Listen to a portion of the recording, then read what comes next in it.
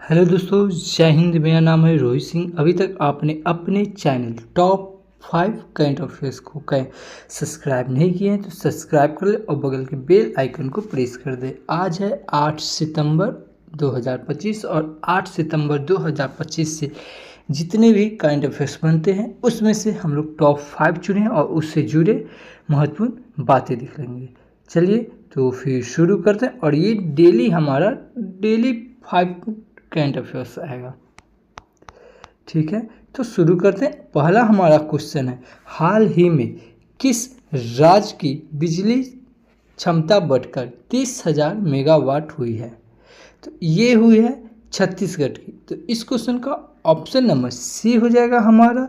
साल 2000 में गठन के समय मात्र 1400 मेगावाट क्षमता रखने वाला छत्तीसगढ़ आज 30,000 मेगावाट बिजली उत्पादन कर रहा है। यह त्रिवृद्धि राज्य को भारत के पावर हब से बदलने और क्षेत्रीय बिजली आपूर्ति में एक मजबूत स्तंभ के रूप में स्थापित करने का प्रमाण है। अब छत्तीसगढ़, तो आइए मैप में देखते हैं। छत्तीसगढ़, ये है छत्तीसगढ़।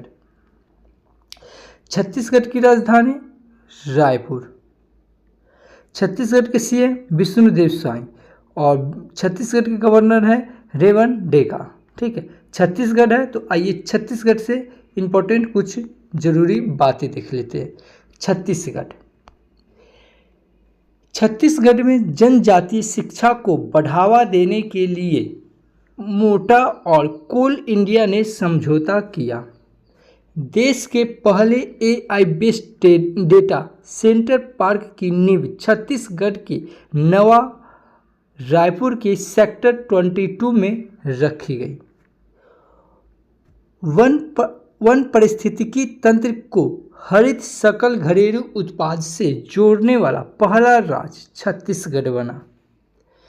24वीं राष्ट्रीय वनवासी कीड़ा प्रतियोगिता का समापन छत्तीसगढ़ की राजधानी रायपुर में हुआ।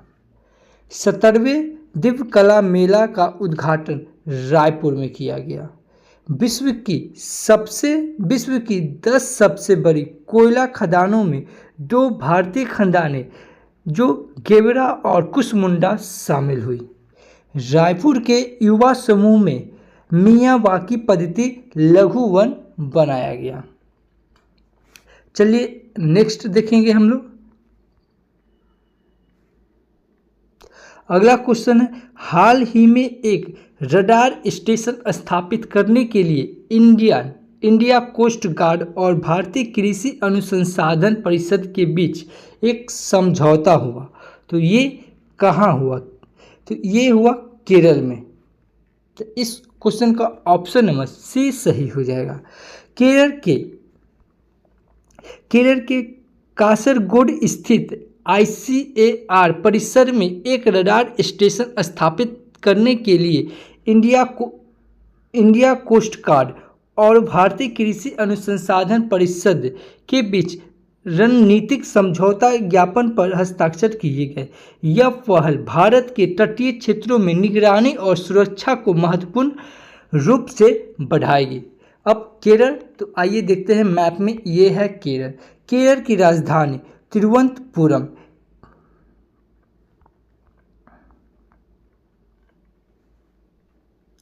केरल की राजधानी तिरुवनंतपुरम। केरल के सीएम है पिनरई विजयम और केरल के गवर्नर हो जाएंगे राजेंद्र अलेकर। ठीक है, अब ये ध्यान में रखेंगे कि केरल में अनाईमुंडी 16, मत्तिकेट्टम 16 और पंडम 16 और साइलेंट वैली और एबिकुलम और परियार नेशनल पार्क या थयम त्यौहार, ये सब केरल में मनाया जाता है और ओणम त्यौहार भी ये केरल में मनाया जाता है। तो ये केरल से इतना बात याद रखेंगे। अब केरल, तो आइए केरल के बारे में इंपॉर्टेंट बात जानते हैं और थोड़ा यहाँ देख लेते हैं। केरल को नारियल का भूमि कहा जाता है। ठीक है, केरल राज्य को नारियल का भूमि कहा जाता है, लेकिन भारत में सबसे ज़्यादा नारियल किस राज्य में होता है? तो कर्नाटक में। ठीक है, याद रखेंगे केरल को नारियल की भूमि कहा जाता है, बट नारियल सबसे ज़्यादा भारत में कर्नाटक राज्य में पाया जाता है, ठीक है। और याद रखेंगे कि इसे केरल भारत में रबर का सबसे बड़ा उत्पादक है, ठीक है। केरल दुनिया में काली मिर्च का सबसे बड़ा उत्पादक है। तो केरल राज्य से इतना हमें इतना जानकारी मिलता है। आइए अब केरल के बारे में कुछ इंपॉर्टेंट बातें जानते हैं। केरल केरल पर्यटन को सबसे आकर्षक सोशल मीडिया अभियान के लिए PATA गोल्ड अवार्ड मिला। केरल भारत का पहला पूर्ण डिजिटल साक्षर राज्य घोषित किया गया। केरल में मीठे पानी की केकड़ा प्रजातियों की खोज की गई। अगला है 11वें मालाबार नदी महोत्सव का आयोजन केरल में हुआ। केरल में नई ड्रैगन फ्लाई प्रजाति लिलियोथैमिस अब्राहमी की खोज की गई। केरल का अर्थकुल्ला पुलिस स्टेशन भारत का पहला ISO प्रमाणित स्टेशन बन गया है। केरल का पहला स्किन बैंक तिरुवनंतपुरम में खुलेगा। आइए अब अगला क्वेश्चन देखते हैं। अगला क्वेश्चन है, हाल ही में किस राज्य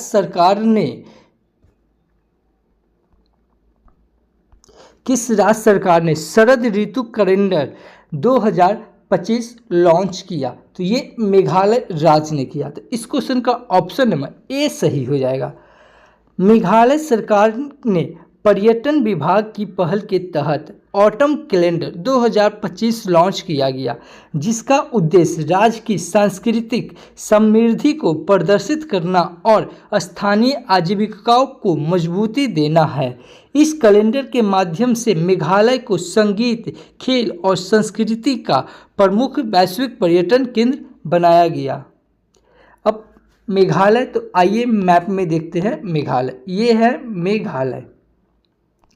मेघालय की राजधानी हो जाएगी शिलोंग और मेघालय के CM हो जाएंगे कोनार्ड संगमा और मेघालय के गवर्नर हो जाएंगे CH विजय शंकर, ठीक है।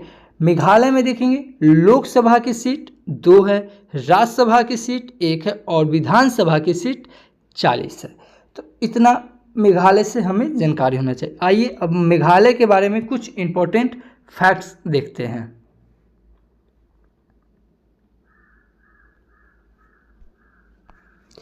मेघालय में 2 नई ब्रूस फॉग प्रजाति की खोज हुई है। बेहदन खेलम महोत्सव ये मेघालय में मनाया गया। मेघालय में 2 दिवसीय रासोंग राष्ट्रीय आदिवासी संगीत महोत्सव संपन्न हुआ। मेघालय ने राज्य बजट का 8% स्वास्थ्य के लिए आवंटित किया गया, जो भारत में सर्वाधिक है। मेघालय ने आधार वेरिफिकेशन में बेहतरीन काम के लिए UIDAI से 2 पुरस्कार जीते हैं। लगभग एक दशक के प्रतिबंध के बाद पहली वैज्ञानिक कोयला खदान का उद्घाटन मेघालय में हुआ।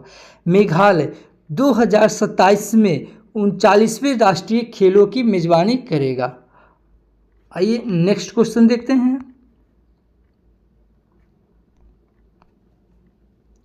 हाल ही में किस राज्य सरकार ने श्रम कानून सुधारों के अंतर्गत लंबे कार्य घंटों को मंजूरी दिया है? तो ये है महाराष्ट्र। तो इस क्वेश्चन का ऑप्शन नंबर ए सही हो जाएगा। मुख्यमंत्री देवेंद्र फडणवीस ने नेतृत्व में महाराष्ट्र मंत्रिमंडल ने श्रम कानूनों में बदलावों को मंजूरी दे दी है। कारखाना अधिनियम दैनिक घंटे बढ़ाकर 12 किए गए और ओवर टाइम 144 घंटे तिमाही तक किए गए। दुकान एवं प्रतिष्ठान अधिनियम दैनिक 10 घंटे और ओवर टाइम 144 घंटे तिमाही किए गए। अब महाराष्ट्र, तो ये है मैप में महाराष्ट्र।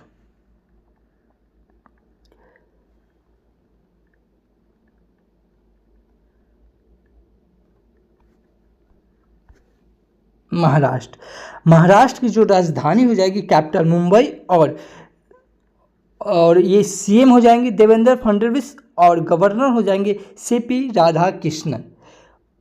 ठीक है, और महाराष्ट्र में देखेंगे उजानी बांध, जैकवाड़ी बांध और कोयना बांध और नवेगांव और नगजिरिया, सह्याद्री, मेलघाट, तेंदुआ, अंधेरी, बोट, टाइगर रिजर्व, ये सब महाराष्ट्र में है। महाराष्ट्र में लोकसभा की सीट 48 और राज्यसभा की सीट 19 और विधानसभा की सीट 288 है। ठीक है, और ध्यान में रखेंगे कि प्याज और अंगूर के उत्पादन में भारत में पहला स्थान केवल महाराष्ट्र का है। ठीक है, और क्षेत्रफल की दृष्टि से तीसरा राज्य है। ठीक है, और जनसंख्या की दृष्टि से दूसरा राज्य अपना महाराष्ट्र है। चलिए आगे देखते हैं अब महाराष्ट्र। तो महाराष्ट्र के बारे में कुछ इंपॉर्टेंट फैक्ट्स देखते हैं। नागपुर में मारवत उत्सव बड़े हर्षोल्लास के साथ मनाया गया। यूपीआई के उपयोग में महाराष्ट्र शीर्ष पर रहा और महाराष्ट्र ने आधिकारिक तौर पर गणेश उत्सव को राज्य उत्सव घोषित किया गया। महाराष्ट्र सरकार 5 लाख से अधिक गिग वर्कर्स के लिए सामाजिक सुरक्षा योजना शुरू करेगी और महाराष्ट्र के कोली समुदाय ने नागरिक पूर्णिमा मनाई गई। दिशा अभियान महाराष्ट्र में लागू किया गया और भारत के पहले एआई संचालित आंगनबाड़ी केंद्र का उद्घाटन महाराष्ट्र में हुआ। पशुधन और मुर्गी पालन को कृषि का दर्जा देने वाला पहला भारतीय राज्य महाराष्ट्र बना। आइए अगला प्रश्न देखते हैं।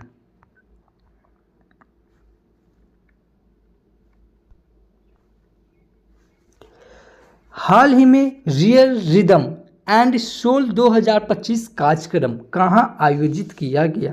तो ये नेपाल में किया गया। इस क्वेश्चन का ऑप्शन नंबर सी सही हो जाएगा। नेपाल महिला chamber of commerce of cancer care Nepal के लिए काठमांडू में एक धन उगाने वाला कार्यक्रम रियल रिदम एंड सोल 2025 आयोजित किया गया। इस सांस्कृतिक कार्यक्रम में नेपाल और रूस के बीच सांस्कृतिक आदान प्रदान पर प्रकाश डालते हुए संगीत नाटक प्रस्तुत किए गए। अब नेपाल, तो ये है मैप में नेपाल। ठीक है, नेपाल की राजधानी हो जाएगी काठमांडू और नेपाल की करेंसी हो जाएगी नेपाली रुपीज और नेपाल के प्राइम मिनिस्टर है केपी शर्मा ओली और वहाँ के नेपाल के प्रेसिडेंट है रामचंद्र पौडेल। अब देखिए नेपाल, ये ध्यान में रखेंगे इससे भारत और नेपाल के बीच सैन्य अभ्यास, कौन सा सैन्य अभ्यास होता है? तो सूर्य किरण सैन्य अभ्यास होता है। कामी रीता शेरपा ने 31वीं बार माउंट एवरेस्ट पर चढ़ाई करके अपना रिकॉर्ड बनाया। तो ये पुरुष में इनका क्या नाम है? कामी रीता शेरपा। ठीक है, उसके बाद वहीं अगर महिला में देखा जाए तो लहकवा शेरपा, ये 10 बार माउंट एवरेस्ट पर चढ़ने का रिकॉर्ड बनाई है। तो ये अब नेपाल, तो नेपाल के बारे में कुछ इंपॉर्टेंट फैक्ट्स देखेंगे। नेपाल आधिकारिक तौर पर अंतर्राष्ट्रीय बिग कैट एलायंस में शामिल हुआ। नेपाल में भारतीय दूतावास ने हिंदी साहित्य उत्सव का आयोजन किया और दक्षिण पूर्व एशिया क्षेत्र में रूबेला से मुक्त घोषित होने वाला पहला देश नेपाल बना। पर्यटन को बढ़ावा देने के लिए टिकटॉक ने नेपाल के पर्यटन बोर्ड के साथ साझेदारी की। नेपाल ने पर्यटन को बढ़ावा देने के लिए पर्वतारोहियों को 97 हिमालयी चोटी पर निःशुल्क चढ़ाई की पेशकश की। नेपाल में गाय यात्रा महोत्सव मनाया जाता है। अगला प्रश्न देखेंगे। आप हमारे चैनल पे पहली बार आए हैं तो हमारे चैनल को सब्सक्राइब कर लें और बगल के बेल आइकन को प्रेस कर दें और रोज़ ही ऐसे करंट अफेयर्स देखने के लिए आप हमारे टेलीग्राम से भी जुड़ सकते हैं इस वीडियो का पीडीएफ लेने के लिए। हाल ही में जारी NIRF रैंकिंग 2025 में कौन शीर्ष पर रहा? तो ये IIT मद्रास शीर्ष पर रहा। तो इस क्वेश्चन का ऑप्शन नंबर बी हो जाएगा सही। शिक्षा मंत्रालय द्वारा 4 दिसंबर 2025 को जारी राष्ट्रीय संस्थागत रैंकिंग रूपरेखा NIRF ने एक बार फिर से IIT मद्रास को भारत का अग्रणी शैक्षणिक संस्थान घोषित किया। लगातार 7वें वर्ष IIT मद्रास ने ओवरऑल कैटेगरी में पहला स्थान हासिल किया, जबकि भारतीय विज्ञान संस्थान IISc बेंगलुरु और IIT मुंबई क्रमशः दूसरे और तीसरे स्थान पर रहे। अब यहाँ IIT की चर्चा हुई है तो आइए IIT के बारे में कुछ इंपॉर्टेंस देख लेते हैं।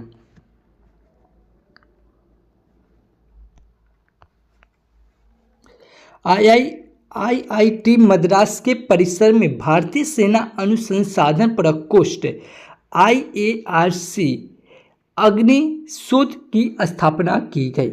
IIT मद्रास ने कृषि अपशिष्ट आधारित पैकिंग सामग्री विकसित की गई। IIT गुवाहाटी की टीम ने बांस को ऑटोमोबाइल के लिए तैयार किया। IIT मद्रास ने भारत की सबसे हल्की व्हीलचेयर YD-1 लॉन्च की। IIT दिल्ली ने SC/ST उम्मीदवारों के लिए पहला विशेष PhD प्रवेश अभियान शुरू किया। QS वर्ल्ड यूनिवर्सिटी रैंकिंग 2026 में IIT शीर्ष पर रहा। अखिल भारतीय आयुर्विज्ञान संस्थान ने AI सेंटर ऑफ एक्सीलेंस स्थापित करने के लिए IIT दिल्ली के साथ MOU पर हस्ताक्षर किए। अगर इस वीडियो का PDF फाइल आपको चाहिए तो आप हमारे टेलीग्राम चैनल से जुड़ सकते हैं। ये QR कोड स्कैनर है और बता दें कि एक और हमारा YouTube चैनल चलता है जिसका नाम है RSR हॉट टेक्स, ठीक है, जिसपे GK GS का जो भी इम्पोर्टेंस होता है वो हम डाल रहे हैं। अभी हम लोग का जो उस पर सीरीज चल रहा है उस पर अभी बायोलॉजी का सब्जेक्टिव चल रहा है, ठीक है, वो भी ज्ञान बिंदु के द्वारा फुल नोट डिटेल्स हम लोग पढ़ते हैं, ठीक है, जिसमें चैप्टर नंबर 2 कंप्लीट हो गया है। तो आप नहीं देखें तो हम इस वीडियो का लिंक आपको वीडियो के डिस्क्रिप्शन में मिल जाएगा। तो thank you for watching this video. जय हिंद।